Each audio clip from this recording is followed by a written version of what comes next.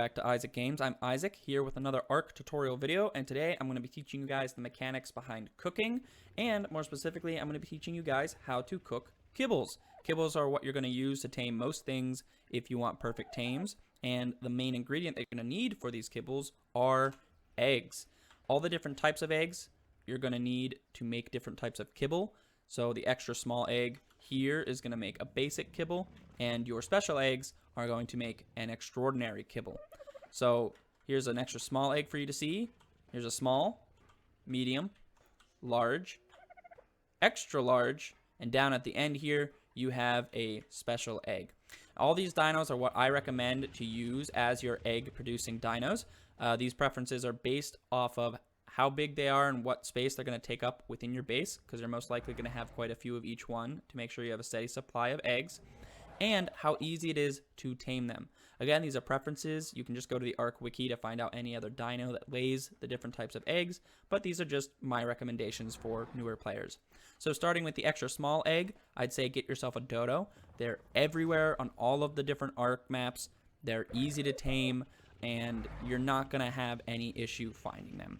Same thing with the compy. They're everywhere. They're very easy to tame, and they don't take up any size in your base. You can have a bunch. You can have like 20 dodos and 20 compies, and they're not going to take up as many or as much space in your base as, say, like a Rex would, right? Next up, I would say a terror bird for your medium eggs. They're easy to tame. Throw a bulla at them, knock them out, give them some meat, and you're good to go. And again, they're not very rare.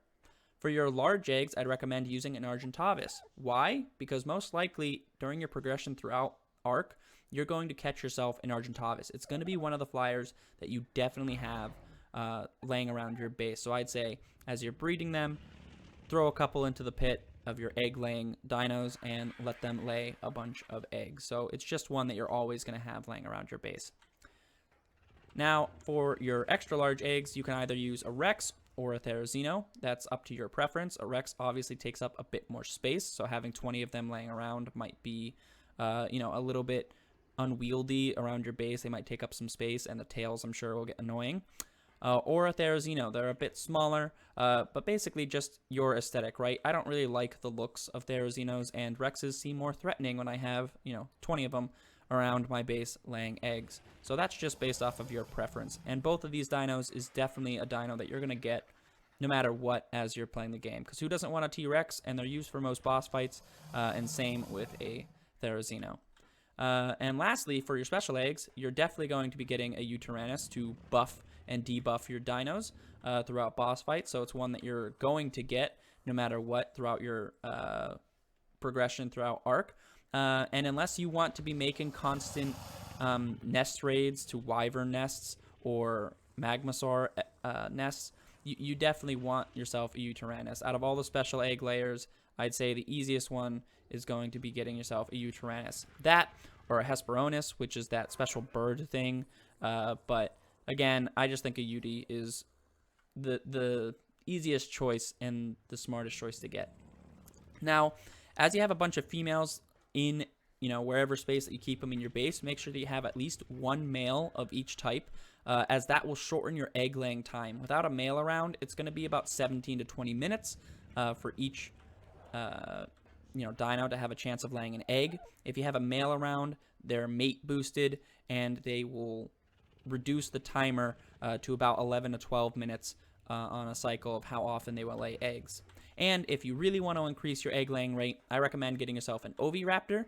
You get one of these bad boys, you set them on wander around your egg laying dinos, and it will just reduce the timer even faster. So just plop one of these and let them wander about, and your dinos will produce eggs like no tomorrow. So that covers all the egg types, and now I'm going to pop up to the cooker and show you guys how it's actually done. Be right back. Here I am back in my base with my cooking pots and my industrial cooker, and I'm going to show you guys how to actually cook something in the cooking pots, because it took me a little bit to figure out how it actually works. So here in this SS cooking pot, I'm going to show you the supplies that you're going to need to make a basic kibble. So you're going to need some alma berries, some cooked meat, a dinosaur egg. You're going to need to know which type. For a basic kibble, it's going to be extra small, so our dodos check off that box with their egg laying. And a couple other things. You're also going to need some water, and something to burn. So over here in the official cooking pot with no mods attached to it that I have everything that we need to make some basic kibble, along with a water jar. It doesn't have to be a water jar, it can be a water skin or some other thing that holds water, but you need to make sure that that is also within the cooking pot, along with your wood, so that you can actually light the fire.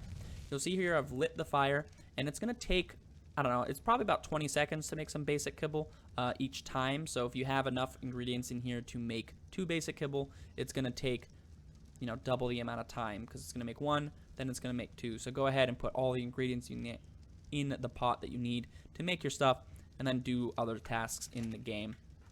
Over here in the SS pot, I'm going to show you some other stuff that you need to know. Your crafted foods for any of the soups that you're going to have. It will describe what it's going to do for you. Kalen soup helps you breathe underwater for a long time. Freya curry keeps you warm. A mind wipe tonic is what's going to reset your levels so that you can respec yourself if you'd like.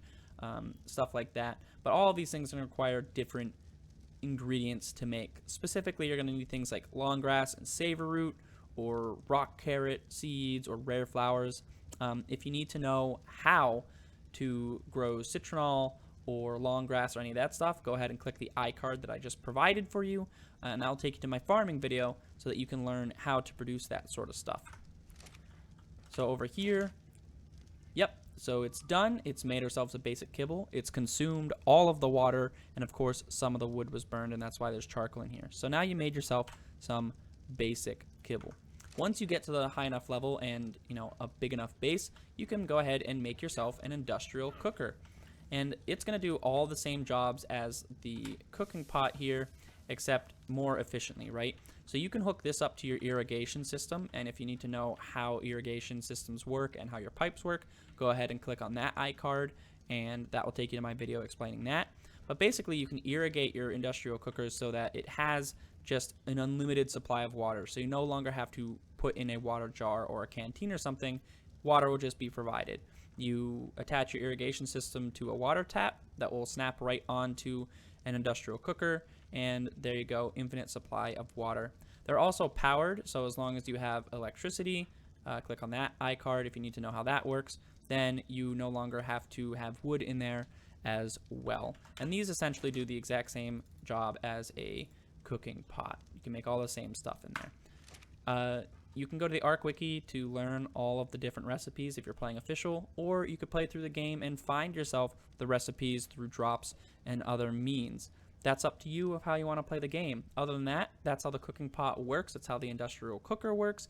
And I hope that this was, you know, helpful to you, because it took me a little bit to understand that I needed like a water jar in the cooking pot as well. So if you like this video, go ahead and check out some of my other stuff if you need more mechanics explained. Anything that I haven't explained yet and you would like me to cover, go ahead and leave a comment down below, and I will get to everything that you guys suggest as quickly as I can. I hope you enjoyed. Thanks for watching, and I'll see you in the next Ark tutorial.